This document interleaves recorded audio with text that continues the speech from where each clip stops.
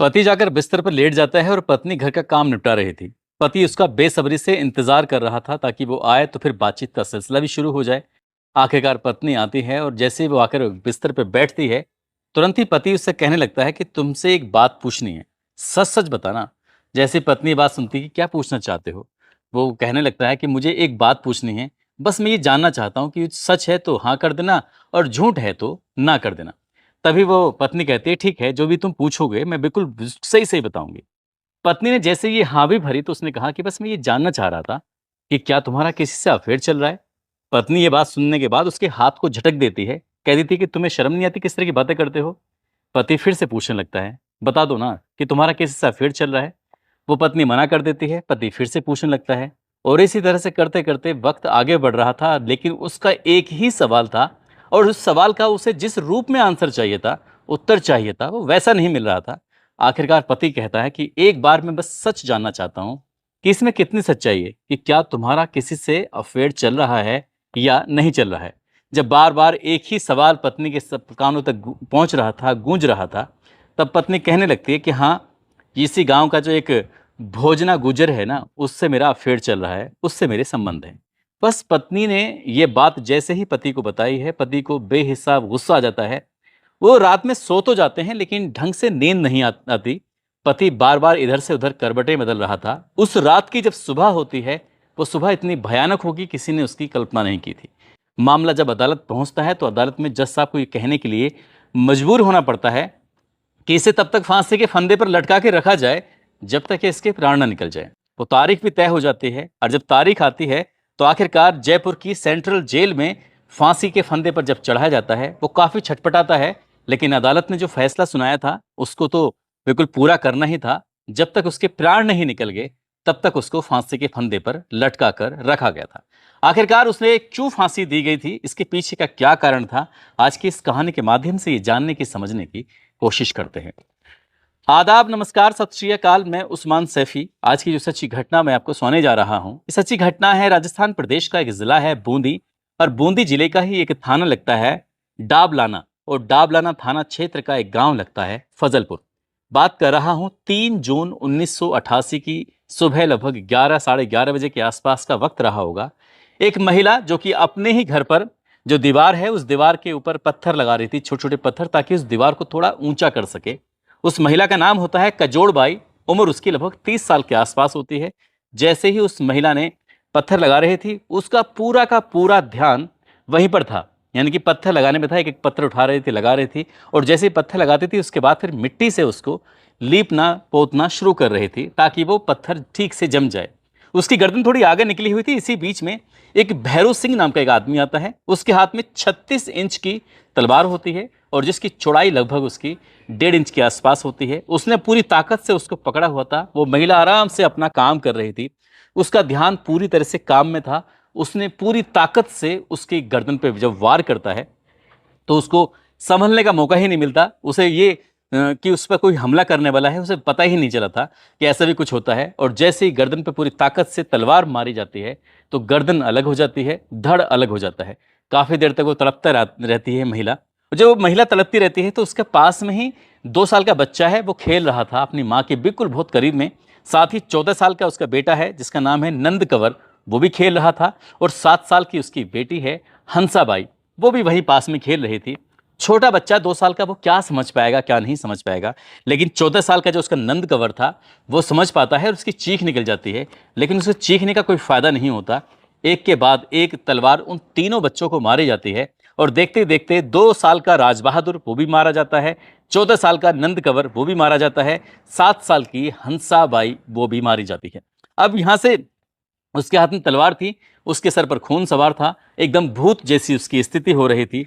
अब यहां से वो देखता क्या है कि उसका एक 8 साल का बेटा है, 8 साल के बेटे जिसका नाम है नाथू सिंह, जो कि इस दृश्य को अपनी आंखों से देख रहा था। उसने दरअसल अपनी जान बचाने के लिए यहां से जाता है पड़ोस के घर में। वहां पर एक पेड़ है और पेड़ में जाकर छुप जाता है, यानी कि पेड़ की आड़ ले लेता है। और वो छोटू महाराज के घर से थोड़ा सा पहले ये पेड़ होता है। जैसे ही वो भैरू सिंह नाम का व्यक्ति आता है, आने के बाद तुरंत ही इस नाथू सिंह के पास पहुंचता है। उसे बचने का, नाथू सिंह को जो 8 साल का बच्चा होता है, मौका ही नहीं मिलता। उसको भी पूरी ताकत से तलवार मारी जाती है। एक दो तलवार लगते ही वो जमीन पे गिर जाता है और वो मारा जाता है। आखिरकार एक 4 साल की बच्ची है, नाम उसका मनराज बाई है। मनराज बाई ने भी अपने आप को बचाने की कोशिश की। हालांकि इस बीच में एक आवाज आती है कि इसे मत मारो, इसे मत मारो। इसे रोकने की कोशिश की जा रही थी, लेकिन उसको तरस नहीं आता। उसने उस बच्ची को, 4 साल की बच्ची है मनराज, उसको भी मार दिया। हालांकि वो हैंडपंप, जो सरकारी हैंडपंप था, उसके पास जाके छुपी हुई थी, उसको भी बचने का मौका नहीं मिल पाता। तलवार हाथ में लगी हुई है, सफेद रंग के उसने शर्ट पहनी हुई है, सफेद रंग की धोती पहनी हुई है। लेकिन जब उसने तलवार से वार किया था तो उसके शरीर पर भी, उसके कपड़ों पर भी खून के निशान थे। अब वो तलवार जो थी वो खून से नहाई हुई थी और उसने पूरे हाथों से ऐसे उठाया हुआ था उसको।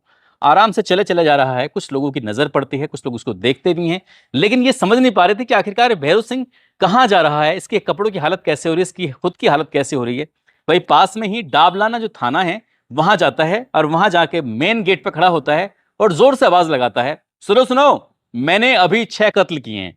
जैसे ये बात कहता है, यह आवाज संतरी तक पहुंच जाती है। संतरी बाहर जाकर देखता है कि आखिरकार क्या मामला है। फिर वही आवाज लगाता है, सुनो सुनो, मैंने 6 हत्याएं की हैं, 6 कत्ल किए हैं। बस इतना सुनना था। उसको पास में बुलाया जाता है।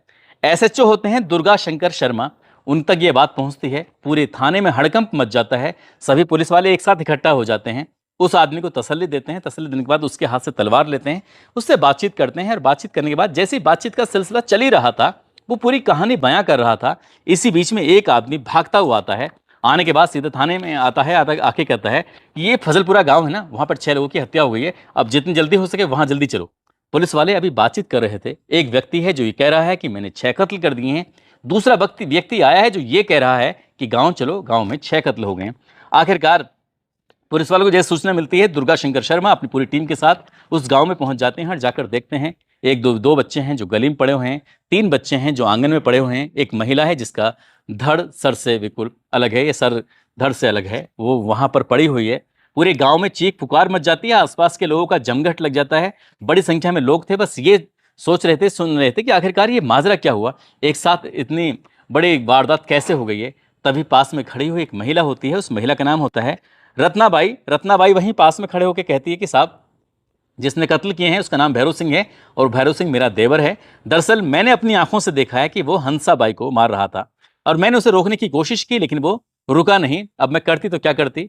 पुलिस वाले पूछते हैं, फिर उन्होंने तुम्हें नहीं मारा? उसने कहा, साहब मुझ पर कोई हमला नहीं किया, उसने मुझसे कुछ नहीं कहा, मैं उसकी सगी भाभी हूँ। ये बात सुनने के बाद पुलिस वालों ने सबकी जो लाशें थी इनको कब्जे में लेती है। कब्जे में लेने के बाद पोस्टमार्टम के लिए भेजा जाता है। पोस्टमार्टम के बाद इस मामले की जांच पड़ताल शुरू हो जाती है। पुलिस वाले उसी व्यक्ति के पास जाते हैं, आरोपी के पास, भैरव सिंह जिसका नाम था। वो उसकी उम्र लगभग 33-34 साल के आसपास रही होगी। पुलिस वाले उससे पूछते हैं कि आखिरकार तुमने कत्ल क्यों किए। जब वो बताता है, कहता है कि साहब अभी 3-4 दिन पहले की बात है, पंचायत चुनाव हुए थे और पंचायत चुनाव में के दौरान की बात है, कुछ लोग आपस में बातचीत कर रहे थे, मैं वहीं से पास से गुजर रहा था। पास से गुजरते हुए वो 3-4 लोग कहते हैं कि इस बार एक राजपूत महिला पंचायत चुनाव में पंच बनेगी, देख लेना।